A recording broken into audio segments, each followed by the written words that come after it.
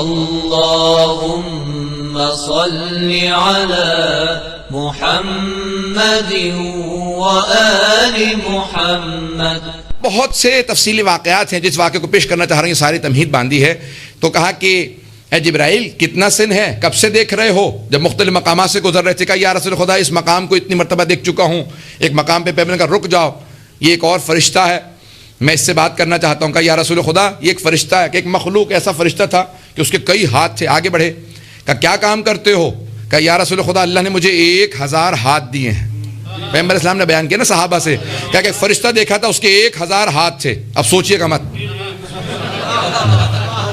ہمارے رب کی سمجھ سے بالا تر ہے. تو کب 1000 ہاتھ، ہمارے تو 2 ہاتھ ہے، کہ 1000 ہاتھ، ہر ہاتھ میں 1000 انگلیاں، 1 ملین انگلیاں ہو گئی ہیں، 10 لاکھ انگلیاں ہو گئی. 1000 ہاتھ، ہر ہاتھ میں 1000 انگلیاں.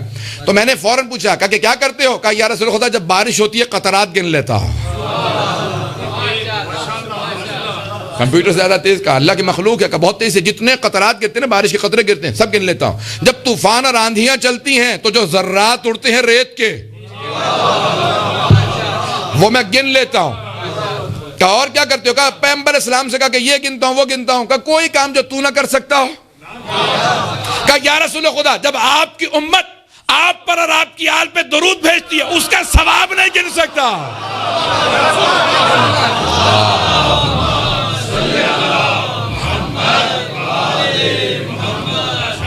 توجہ ہے نا تیزانے گرام میں.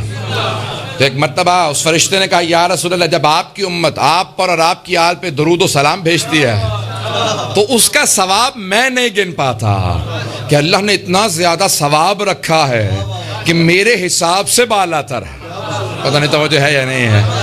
اب سوچئے کہ جناب ختنی مرتبت کا مقام کیا ہے، کہ اللہ نے ان پہ درود کا ثواب کیا رکھا ہے.